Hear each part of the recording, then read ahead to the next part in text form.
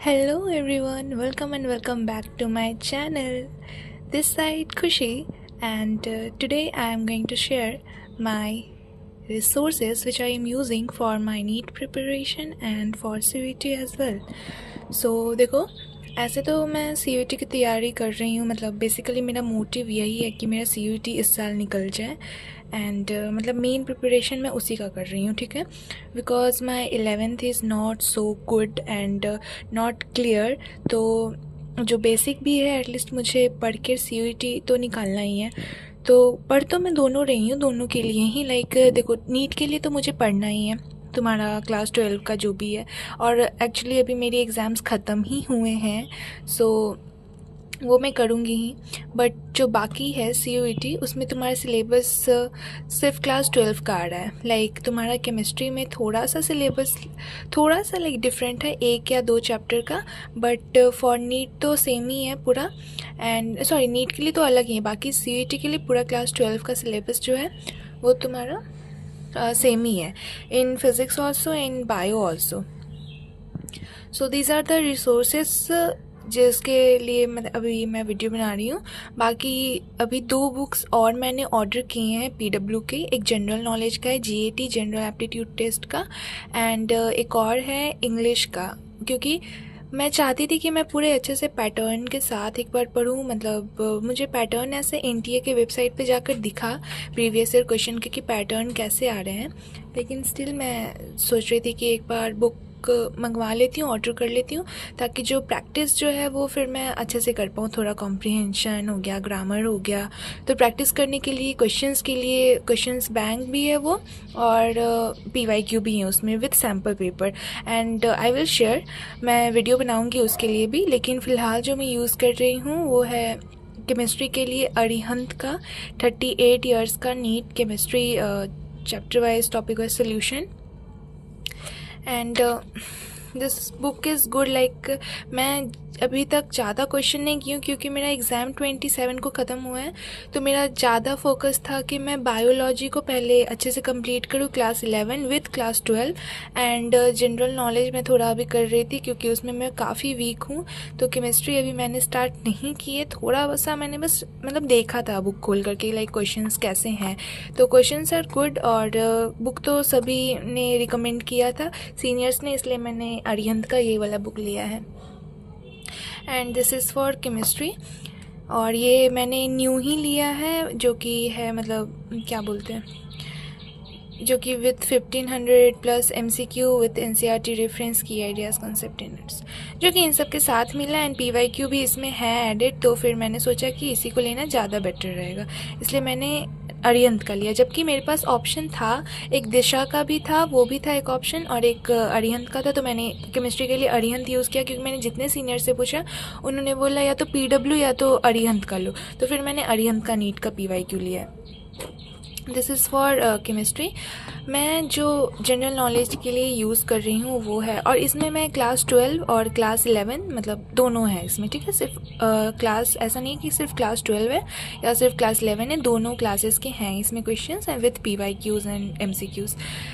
तो सेकंड है हमारा जनरल नॉलेज के लिए रीजनिंग जो पार्ट आता है। जनरल नॉलेज में बेसिकली हमारा 3-4 पार्ट में डिवाइड है। जैसे जनरल नॉलेज में पहला है करेंट अफेयर्स हो गया, फिर तुम्हारा जनरल जो मतलब जनरल नॉलेज GK जो मेन होता है वो आ गया, देन रीजनिंग आ गया। एंड रीजनिंग में भी बहुत सारे पार्ट हैं जो कि मैंने मार्क किया है, मैं दिखाऊंगी, तो वैसे हो गया। एंड और तुम्हारा एक और आता है शायद कुछ आई गेस रिलेटेड टू थोड़ा हिस्ट्री एंड ऑल, तो थोड़ा तुम्हें पढ़ना ही पड़ेगा, जो कि GK में आता है। बट एटलीस्ट तुम्हारा जो जनरल नॉलेज है वो एटलीस्ट तुम्हारा, और सॉरी जो करेंट अफेयर जो जनरल नॉलेज है वो एटलीस्ट तुम्हारा पास्ट 6 मंथ का क्लियर होना चाहिए अच्छे से। जो कि मैंने यूट्यूब पे सर्च किया था, तो उन्होंने बोला कि मतलब सारे टीचर्स ने यही बोला कि एटलीस्ट 6 मंथ का क्लियर होना चाहिए। सो तुम्हें मतलब कोई आइडिया लग जाएगा, और तुम क्वेश्चंस मतलब वैसे ही शायद आते हैं। तो पास्ट 6 मंथ का मैं सोच रही कि जनरल नॉलेज में अच्छे से क्लियर करके जाऊंगी अपना, और साथ में करंट अफेयर्स भी। एंड रीजनिंग के लिए मैं ये बुक यूज़ कर रही हूँ, जो कि काफ़ी पुरानी बुक है, जो कि शायद मैंने कोरोना टाइम पे लिया था, मतलब पापा की यूज़ की है, मतलब पापा ने लिया था अपने यूज़ के लिए, लेकिन मैं अभी यूज़ कर रही हूँ इसको। और इसमें जो सिलेबस है ये एनालॉजी का पार्ट है। इसका सिलेबस भी थोड़ा वास्ट सिलेबस नहीं है, बट हाँ, तुम्हें अगर डेली प्रैक्टिस करनी है और तुम कर पाओगे देन रीजनिंग काफ़ी इजी होगी। तो जैसे इसमें मेरा एनालॉजी है, क्लासिफिकेशन है, कोडिंग डिकोडिंग है, ब्लड रिलेशन है, डिरेक्शन सेंस टेस्ट है, सिटिंग अरेंजमेंट है, पजल्स है। फिर एनालिटिकल रीजनिंग से आ जाएगा हमारा लॉजिकल वेन डायग्राम्स है। फिर साइलोगिज्म, ये मैंने पहली बार, मतलब प्रोनाउंसिएशन हो सकता है मेरा अच्छा नहीं हो क्योंकि मैं पहली बार सुन ही रही हूँ और देख भी रही हूँ। एंड नॉन वर्बल रीजनिंग से आ जाएगा analogy, classification, series, mirror image, water image and cube and dice. तो ये सारे सिलेबस हैं फ़िलहाल रीजनिंग के, जो कि CUET के हैं। तो ये था मेरा कंप्लीट करने का। तो कल मैंने बैठकर एनालॉजी का ये वाला जितना भी था MCQ ये कंप्लीट किया है। लाइक टोटल 74 MCQ थे एंड तुम्हारा आंसर्स की के साथ ही रहेगा। तो ये मैंने कंप्लीट किया है विथ सोल्यूशन, क्योंकि सोल्यूशन भी इसमें पीछे दिया गया है। और एनालॉजी का 2 और है, मतलब इसमें चैप्टर, जो कि मैं सोच रही कि कंप्लीट कर दूँगी या परसों तक मेरा हो जाएगा। और विथ डैट मेरा ये यहाँ मतलब रीजनिंग के लिए यही है। एक और GAT के लिए मैं मंगवा रही हूँ बुक, जो मैं नेक्स्ट वीडियो में, जब तक वो मतलब आ जाता है, क्योंकि उसकी डिलीवरी लेट होगी, इसलिए उसके लिए मुझे वीडियो भी लेट शायद बनाना पड़ेगा। तो फिर मैं तब आपके साथ शेयर करूँगी कि मैं क्या यूज़ कर रही हूँ। एंड ये था हमारा जनरल नॉलेज का। एंड मैं न्यूज़पेपर ख़रीद रही हूँ करंट अफेयर्स के लिए। एंड फॉर GS मैं ल्यूशेंट का एक बुक आता है जनरल नॉलेज का, वो यूज़ करूँगी। और बाकी जो PW का बुक आएगा उसको मैं आपको दिखा दूँगी। फिर ये है हमारा नीट का बायोलॉजी का चैप्टर वाइज दिशा पब्लिकेशन का, मतलब ये बुक ही मैं यूज़ कर रही हूँ 38 ईयर का। ये मैंने मतलब अपनी सोच से लिया है, ऐसा मैंने कोई रिकमेंडेशन ऐसे करके नहीं, क्योंकि MTG जो है मैं सोची कि मैं उसको यूज़ करूँ। लाइक मेरा कोई प्रिपरेशन उतने अच्छे से है ही नहीं, तो फिर मैं सोची कि मैं दिशा ही उठाती हूँ, दिशा से करती हूँ। लाइक अगर इसमें क्वेश्चंस हार्ड भी हैं तो भी चक्कर नहीं है उतना, और अगर इजी भी हैं तो भी मतलब ठीक है, कोई दिक्कत नहीं है। लाइक CET की प्रिपरेशन मेरी ढंग से हो जाएगी अगर मैं नीट की कर ही रही हूँ तो।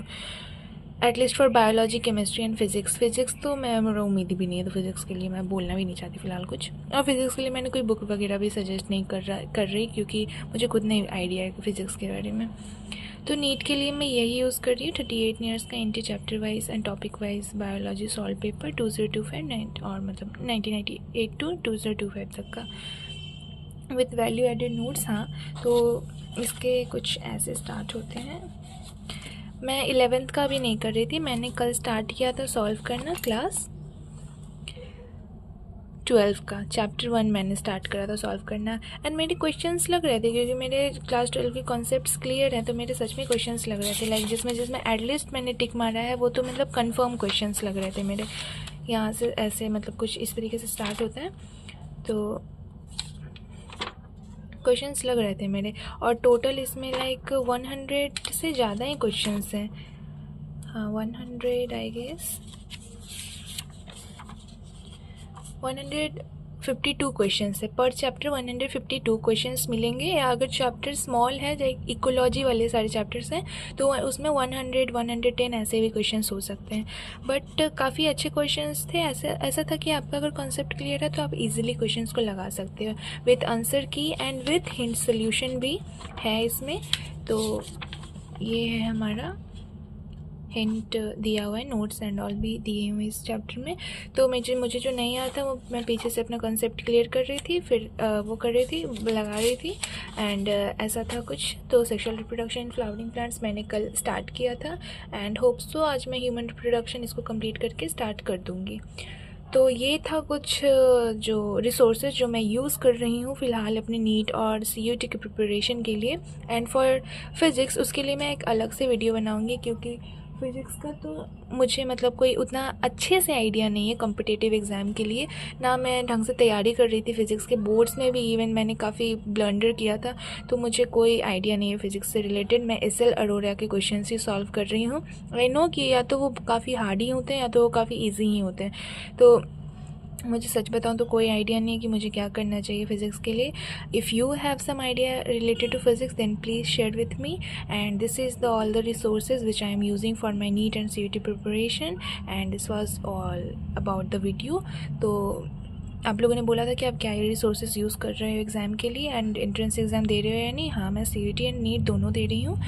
NEET is not my priority सच बताऊँ तो इस साल के लिए. तो मुझे उतना कोई उम्मीद नहीं है नीट से.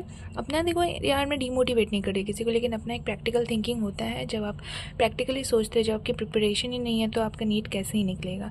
आप तुक्का लगा के नीट नहीं निकाल सकते, भले ही JEE वगैरह कभी निकल भी जाए तो पता नहीं, वो भी शायद गलत ही बोल सकती हूँ मैं.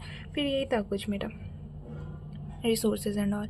And I will share my study routine also for 1 month preparation. And book आ जाए फिर मैं book के बारे में भी आप लोगों को बता दूँगी. That's all. Bye bye.